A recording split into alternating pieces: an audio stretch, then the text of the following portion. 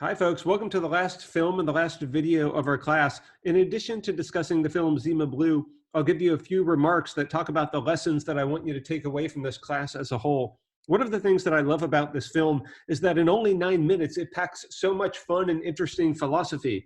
And one of the skills that I hope you take away from this course is the ability to apply these existentialist philosophers and ideas to anything that you encounter in pop culture around you. So even this little sci-fi short film that's 9 minutes long, hopefully if you see something else like this someday in your future film viewing, maybe the ideas from this class will spark and ignite in your mind again, and you'll take something away with you that lasts far beyond just this quarter.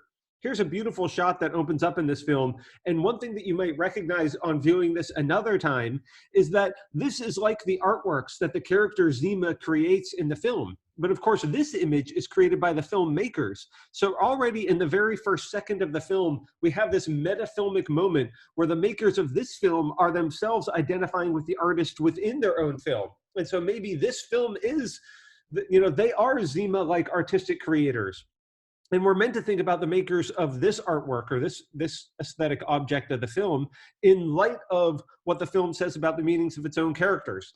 And that means that you're supposed to apply these ideas more deeply than just some toss-away fiction, but that you should think about how the makers of this film find meaning in their own lives, and thereby how we can find meaning in our lives. There's just so many ideas from this film that connect to existentialist philosophers in a mere 9 minutes. The fact that this Zima signs his letters with the letter Z reminds me exactly how Nietzsche uses the letter Z to stand for his character Zarathustra. And so Nietzschean elements are one of the most important ones here, because after all, the main character Zima is an artist, and he devotes himself to finding meaning in life and in his art. And he is on this quest, this almost Ahabian quest, a quest that is almost, maybe it's like a Kierkegaardian quest, that he has such a commitment to his art that he lives his entire life by it. And all of his life decisions are guided by this unconditional sort of commitment. So you can try to imagine whether or not you think Zima's relation to his art has more Kierkegaardian elements or more Nietzschean elements. Just to throw at you one more idea, something that I think this film helps us think about is whether or not existentialist thought extends beyond the human condition. We've been talking about the human condition as the fundamental object of inquiry for existentialism, but maybe there's something deeply or problematically anthropomorphic about talking about it as the human condition. Shouldn't we be talking about it as the condition of any sort of life form? Would human existentialist thoughts apply equally to artificial intelligence, or do they have the robotic condition or the artificial intelligence condition? What would existentialism look like for robots? Intelligent beings are going to be subjects. And so from Beauvoir's point of view, they would fall within the guise of existentialism just as much as humans. For her, it's about personhood. It's about acting as agents or subjects in the world. It's not about being biologically human. And so whether or not existentialism applies to artificial intelligence, how would their views differ from our sort of limited human perspective? These are just fun thoughts that you can now apply the course materials to beyond the strictures or the applications of these philosophers from the past who didn't really envision artificial robotic intelligence. And this is just something fun to keep thinking about with the rest of with the application of the course material. Let me return to the character of Zima, because I think there are ways in which he is a deeply Nietzschean character. One of the twists in the film is we actually learn that he's not just a human who is devoted to art, but the creation of his own life and him in his anthropomorphic form is indeed a sort of invention. And he didn't, he's moving from human to robot here when he gets this new skin and this new ability to even walk through lava. And as the main character says, was it too extreme a sacrifice for art? Well, if he is deeply Nietzschean and his life is his art, then there is no sacrifice too great, as long as you're making the right kind of artistic and the right decisions according to the values that you live by. But the twist that we later learn is he's not just going from human to robot. He first went from robot to humanoid form back to robot, and that process of evolution for his character is one of the key parts of the storyline. Now, the other thing that makes me think this is deeply Nietzschean is that his art is the way that he seeks meaning. And what the great thing about art as a metaphor for Nietzsche, or as an example for Nietzsche, is artists do creations. They create things. And that is part of Nietzsche's positive philosophical view, is you need to be a creator, not just of things, but of values too. And when artists put forward objects as beautiful or as artistically inspired, that is marking them as having a kind of value, either aesthetic value, or maybe it's morally relevant art. So art has all sorts of connections to the other values that concern us. And that's one of the things that makes it so moving and so absolutely universal to humans. And maybe if this episode is right, maybe to artificial intelligences as well. Besides the Nietzschean or perhaps Kierkegaardian elements of Zima's own character and his devotion to his work, the other thing that I think of here is Dostoevsky a little bit, because there's a beautiful way in which Zima ties his life and the meaning he seeks in his life to his childhood memories, or given that this is an artificial being, it's not exactly childhood memories, but his origin story and his memories and his connection to his human creator. And the talented young woman that, in a sense, creates this chain of connection that provides his whole trajectory and the sort of meaning that he seeks in his future life. And he says at one point, even, the first thing that I ever saw is the Zima blue tile from the swimming pool that he used to clean. This totally makes me think of Dostoevsky's point about early childhood memories and Brother Markle and Zosima and Alyosha, and how you must carry with you, each of us has these indelible memories from our earliest human connections, and that those things are the things that we carry with us and that are allowed to surface. And then one day we will find deep significance in what they mean, and it will revolutionize or change our lives or give us the means for salvation. And so Zima connecting this tile back to his talented young human creator really makes me think of one of these Dostoevskian moments. Dostoevsky would be so pleased about Zima's form of meaning that he finds in his life. So whether or not, what is the film? Is it Kierkegaardian or Dostoevskian or Nietzschean? I think you'll have to decide what you think the best interpretation of it is. Let me say that in the wonderful sci-fi tradition, these thoughts about an artificial intelligence don't just provide lessons for what we should think about intelligence or the future of technology, but they become symbolic and metaphors for the kind of meaning we find in our own lives. And so thinking about Zima's plight and Zima's quest for meaning and its reflection on us, I think, is really one of the points of this short film. I see this in many ways, not just from the opening metafilmic shot that I talked about at the beginning of this video, but also when we see this sequence and we learn this twist that he was actually a pool cleaning machine when he started out life. He talks about this little machine that toiled endlessly, scrubbing ceramic tiles. This makes us think about the human condition and the endless toil that we engage in our lives. And Sisyphus, the human pushing the boulder up the mountain, seemingly in a meaningless situation, but whether he can find meaning in that position really is the question for whether we can create meaning in an ultimately meaningless universe.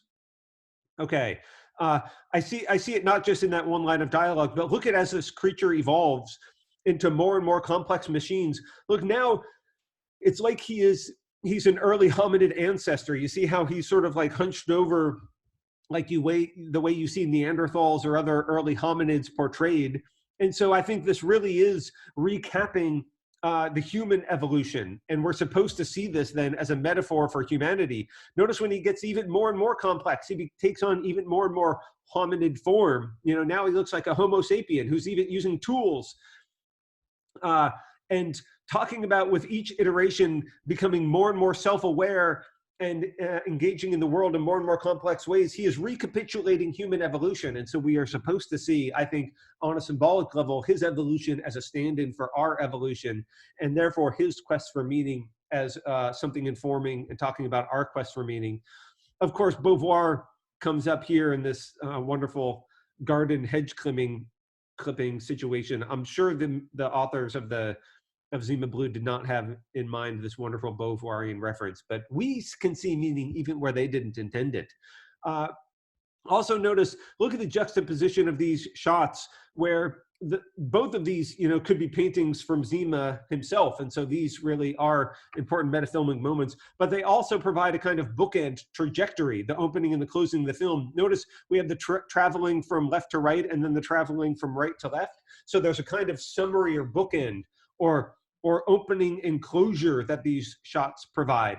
And notice, if you get that, notice what's so beautiful about it is this is the humans, this is us, this is the protagonist, the woman who's the reporter interviewing Zima, and of course this is Zima. So here we see the way in which Zima is made analogous to the humans within the fiction, and thereby also stands in or can be analogous to us humans outside the fiction. So even packed into this 9-minute little short are so many fun and fascinating philosophical ideas.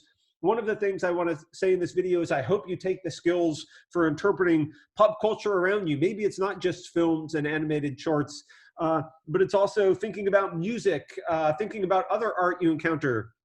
I think music and music videos is a wonderful avenue for exploring existentialist ideas. Or think about cultural movements around you. Any sort of pop culture can be really thought of as a source of significance and speaks to human potential and human aspirations and human plights. So interpreting this film is one thing I wanted to give you. The other thing I want to say is my interpretation of this film is pluralistic. I didn't want to argue that there's only one way to make sense of the film. And I think there's a much broader lesson for the course as a whole from this. So I've given you this chart. Now that you've been with me for a whole quarter, hopefully you look at this and you understand really what Dostoevsky was up to, what Nietzsche, Sartre, Beauvoir, Kierkegaard, all of these folks were up to, and why they occupy these various different places in the conceptual space, how they really are in some ways similar, but in many ways different. And how you might try to locate yourself within this plethora of possibilities. I think it's hard to decide if you totally endorse Dostoevsky or completely endorse Beauvoir. And so one thing I want to illustrate with my interpretation of this film is you might not ultimately have to choose. So my view of this course as a whole is each of these philosophers came up with things that they thought were definitive of the human condition. And I think from our perspective, now that we can look back 100 years later and understand what they were saying and how this applies to us, there's some lessons that I think we should take from them wholesale. For example, Kierkegaard's idea that every generation has to reinvent these existentialist ideas, because in many ways, previous philosophers can be a guide for us and can teach us much with deep insights. But what those things ultimately mean for us is something that only we can decide. Now, that is a beautiful thought. And what that means is each of these philosophers might speak to you in different ways. And even though they thought of their views as in so many ways mutually exclusive, that doesn't mean they were right about it. Maybe the human condition is so complex that there is no one existentialist view of it. So personally, this is the sense in which now I sort of feel like I can tell you what I think, because I didn't want to give it away all along, because I wanted you to have the freedom, the room to make up your own minds. But from my point of view, I don't find any of these 5 views definitively convincing. And I mean that in 2 ways. Number one, I don't think they're definitively convincing in the sense that all humans are going to fit into one mold of finding meaning or authenticity in their lives. Some people might be much more Dostoevskian, and they find meaning through these personal connections and these networks that they develop. Other people might be Kierkegaardian, and it's the devotion to some cause that is fundamentally fulfilling for them. And that doesn't mean everybody has to find some cause that they then guide their whole lives by. So even if some people are more Kierkegaardian and some people are more Nietzschean, that doesn't mean that all humans have to find meaning in the exact same way. But I actually mean pluralism in a second sense too, which is even for an individual person, even for you or for me, that doesn't mean your life has to be entirely Nietzschean or entirely Beauvoirian or entirely Dostoevskian. I think each of these 5 philosophers has recognized something deeply important and valuable about the human condition. And in order to recognize that, we don't have to think they have noticed everything important about the human condition. I think Beauvoir is exactly right that we need to take responsibility, not just for our own concerns, but for the concerns of others. And fighting and recognizing when oppression is occurring and taking on that mantle is something that many of us need to do in our lives. And that is something that our own subjectivity demands of us, that we have a kind of responsibility, not just for ourselves, but for everyone. But what that means for different people, that doesn't mean everybody needs to fight in the exact same way, and that one cause is everybody is fighting for the exact same cause. There are so many different forms of oppression and different causes you could fight for in the world. And we have to make those choices on an individual basis and find where you can make a difference. But that doesn't mean that Beauvoir has the only insights into existentialism, in my opinion. Dostoevsky is exactly right that ecstatic experiences, things, transcendent experiences, even if there is no such thing as a supernatural world, even if you are operating in a naturalistic or atheistic mindset, that doesn't mean that you shouldn't seek transcendence in your life, and that you can have these kind of ecstatic experiences in communal endeavors with others, or in getting outside and experiencing nature. This is deeply valuable for our well-being as humans. And I could say similar things about Kierkegaard and Nietzsche. I think Kierkegaard is exactly right, that many people find deep meaning in their lives through commitments to certain causes or other persons. It could be commitments to work that matter to you in a Kierkegaardian way, or commitments to your children, or commitments to your family or loved ones. There's various ways in which we can have Kierkegaardian elements to our lives. And if someday you lose something that is very devastating to you, maybe it's happened to you already, but at some point in your life, you are going to encounter grief. You are going to lose something so dear to you that it is going to bring you to tears. And in those moments, you can think back and you can consider Kierkegaard. And he was precisely writing about how crushing it is to lose something core to our identity. And maybe you'll recognize the truth to some of his views in those moments, that the reason you find it so devastating is because this in some ways defined you. And how can you overcome that loss and still engage and not resign yourself to the meaninglessness of existence, but instead continue to find meaning in the temporal world and get over that grief? I think the way in which we process grief and why we can experience grief as humans is something I think that Kierkegaard had deep insight into. And so my final point I want to leave you with, my own personal view of all of these folks, is that my understanding of existentialism is pluralistic in both of these ways. And what that means is, that means you have all the more responsibility to find out the ways in which this pluralism applies to you. And what are you going to do about it? How are you going to find meaning and construct meaning in your everyday lives? Well, I'm going to leave you with just 3 final thoughts about how to do this, or what I want you to do now. One is, what that means is you have the responsibility to consider how meaning occurs in your own life. And making that meaning is, in a sense, making your decisions about how you want to live your lives. And sometimes that means you have to unmake yourself in this Zima-like moment. Don't take all of the influences or the constraints in your life now as given and unmutable. You can become meaning creators in your own lives, and you can redefine what those past things have meant to you. And if you have certain commitments in your life, you don't necessarily have to feel fundamentally constrained by them, but you have the Beauvoirian freedom to strike out on new paths and live your life the way that you want to. Now, in order to do it, that doesn't mean you don't have any constraints at all. Each of us, there are things about ourselves. You have to know your own personality. You can tell the way in which Kierkegaard was plagued by angst. I think you see it in so much of Nietzsche's writing too. Not everybody has the exact same demeanor. You have to think about whether or not you are going to be more Dostoevskian or maybe more Nietzschean. How you are going to construct friendships with others really depends. You can feel deeply inauthentic by just trying to barge yourself into a group of friends and make them all your buddies too quickly. It takes a lot of work, and you have to know yourself in order to know the ways in which you are going to be able to construct meaning authentically. Oh yeah, this makes me think of course, wonderful little Zima. this speaks really deeply to the pluralism I was talking about, because the great artist Zima discovered what his true happiness was returning to that form and the kind of toil and meaning that he originally started with. That was the truth that he sought. Well, I want you to reach back into your own inner self-knowledge. This goes back to the beginning of the course in Socrates' dictum, to know thyself. Existentialism in many ways, I think, starts with that Socratic thought. And because this will help guide you and help you understand how to make yourself or unmake yourself.